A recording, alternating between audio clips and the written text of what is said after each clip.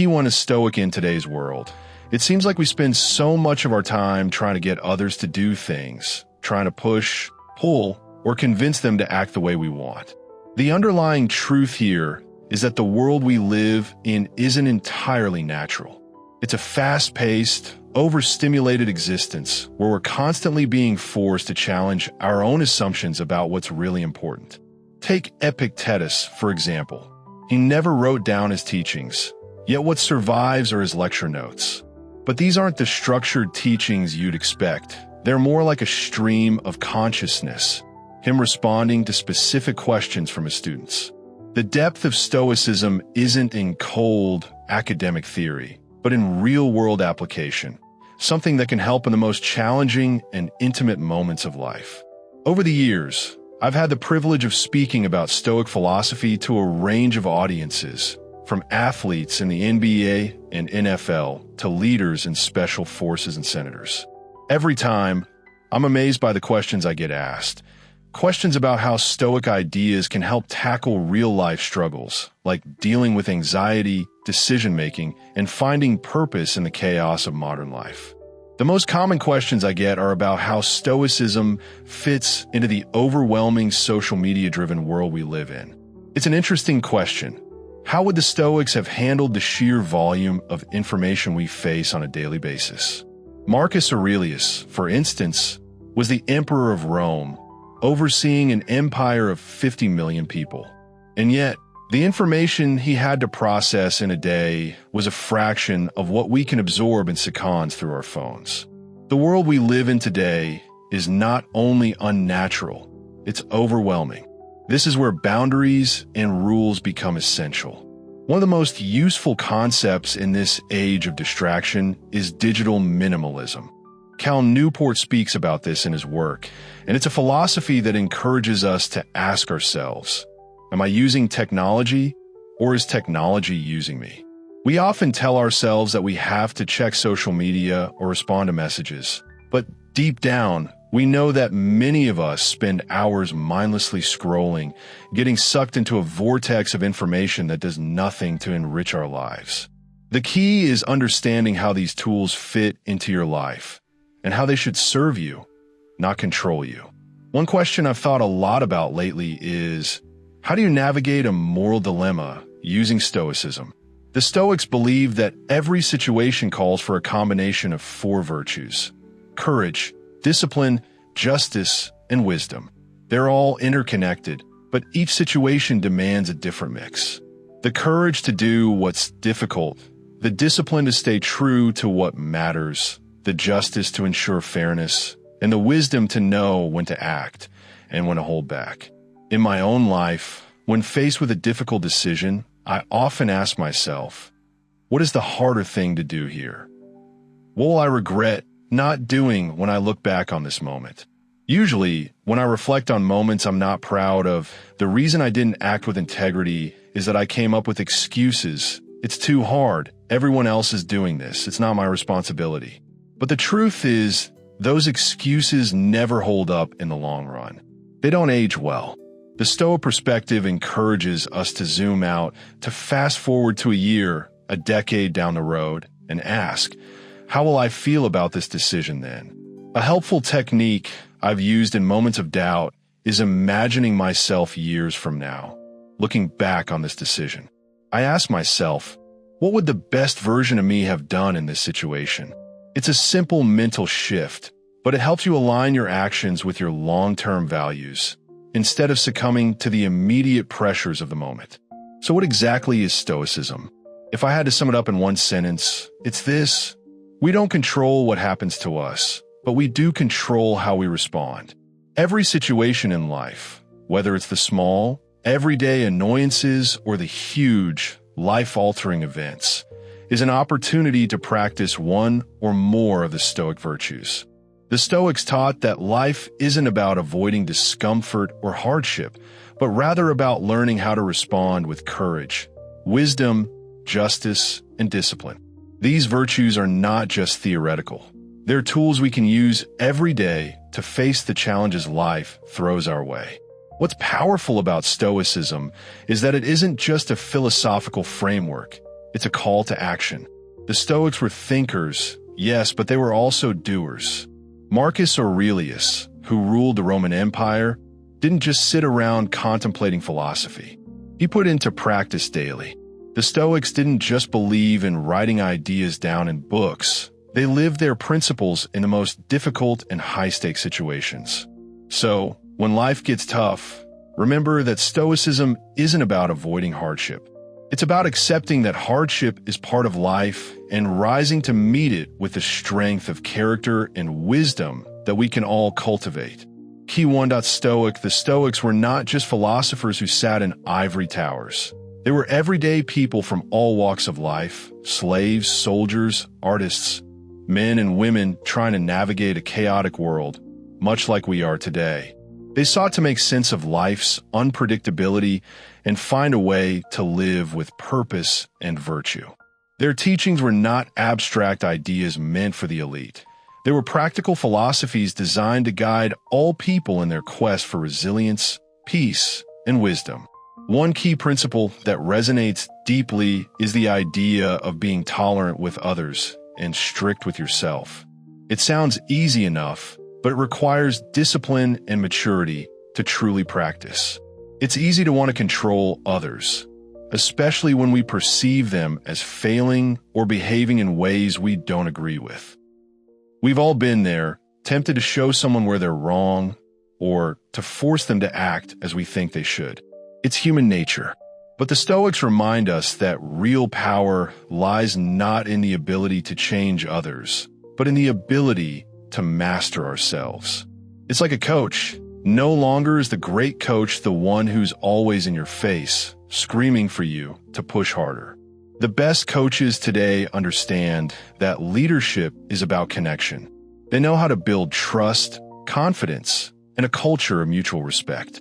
The tough love approach, while useful in certain moments, is not the hallmark of the best leaders anymore. Effective leadership comes from understanding where people are, meeting them at their level, and guiding them with empathy and clarity.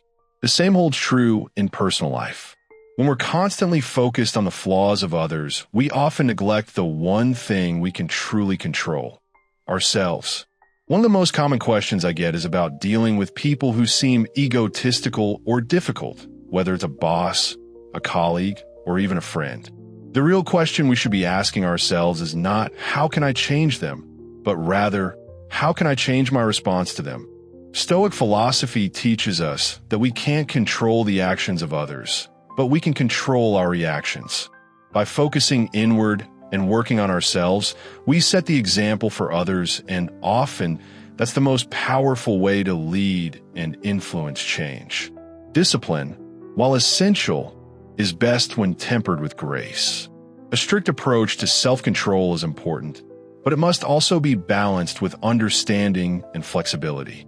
For instance, when I wake up, I resist the urge to grab my phone immediately. I've set rules for myself to avoid starting the day in a reactive, distracted way. I want to approach the day with intention, to focus on what truly matters, and to tackle the hard tasks first.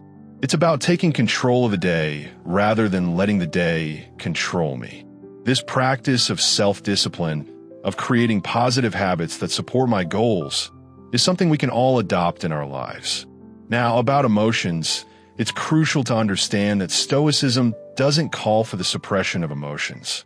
It's not about pretending you don't feel anger, sadness, or frustration. Emotions are natural. They're part of being human. What Stoicism teaches is the importance of not acting on those emotions impulsively. It's about giving yourself the space to feel, but not letting those feelings dictate your actions. For instance, when something angers me, I don't immediately act out of that anger. Instead, I pause, reflect, and choose a response that aligns with my values. The Stoics weren't teaching us to numb our feelings. They were teaching us how to respond to them with wisdom and self-control. At the end of the day, Stoicism is about living with intention, discipline, and virtue. It's about understanding what is within our control and what is not, and directing our energy to the things that truly matter. our actions, our thoughts, and our own development. By focusing on ourselves and leading by example, we can influence those around us in ways we may never expect. Key 1. Stoic. We all face moments when emotions like anger, fear, or anxiety threaten to make us act impulsively. The key to navigating these emotions lies in one powerful practice: pausing to process and reflect before we react.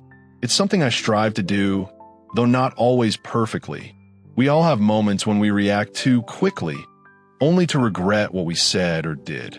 Whether it's an angry phone call or a hasty decision driven by stress or grief, it's a struggle we all know well. But here's the important part. We must train ourselves to make decisions not from a place of intense emotions, be it anger, fear, or pain, but from a place of calm and clarity.